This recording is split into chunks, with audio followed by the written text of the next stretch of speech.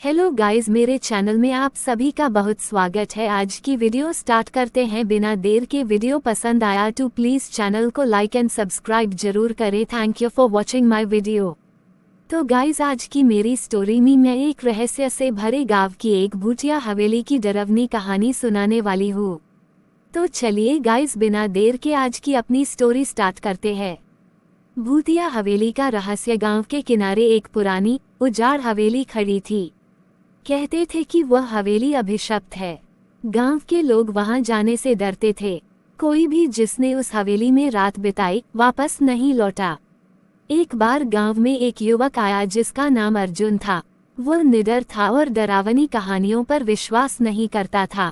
उसने गांव वालों की बात को चुनौती दी और कहा, मैं आज रात उस हवेली में रहूंगा। अगर भूत होते हैं तो मैं खुद देखूंगा। रात गिरते ही अर्जुन ने एक मशाल ली और हवेली की ओर बढ़ चला।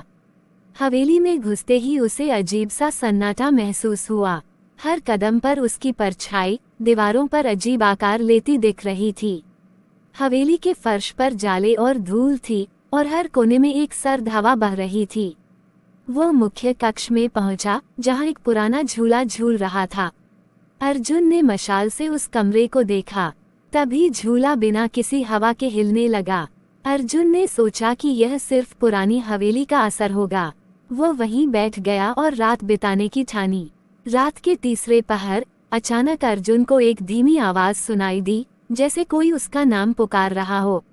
अर्जुन, अर्जुन। वह आवाज इतनी ठंडी और खौफनाक थी कि अर्जुन के रोंगटे खड़े हो गए।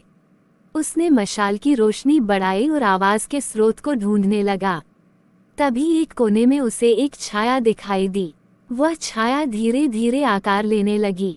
यह एक स्त्री थी जिसके बाल बिखरे हुए थे और आंखें लाल अंगारे जैसी चमक रही थीं। अर्जुन ने साहस जुटाकर पूछा, तुम कौन हो और इस हवेली में क्यों हो? उसने जवाब दिया, मैं इस हवेली की मालकिन थी। मुझे मेरे पति ने धोखे से मारा और मेरी आत्मा को इस हवेली में कैद कर दिया। जब तक मेरा बदला नहीं लिया जाएगा मैं मुक्त नहीं हो सकती।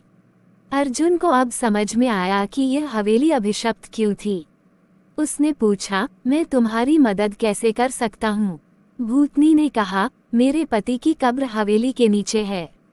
उसे जलाओ, तभी मैं मुक्त हो पाऊंगी। अर्जुन ने डर के बावजूद उस कब्र को खोजा और भूतनी के कहे अनुसार उसे जला दिया। जैसे ही कब्र जलने लगी, हवेली में भूकंप जैसा कंपन होने लगा। भूतनी ने एक बार अर्जुन को देखा और कहा, तुमने मुझे मुक्ति दी, मैं हमेशा तुम्हारा आभारी रहूंगी। इसके बाद हवेली धीरे धीरे खंडहर में बदल गई और भूतनी की आत्मा हवा में विलीन हो गई। अर्जुन ने गांव लौटकर सबको सारी बात बताई।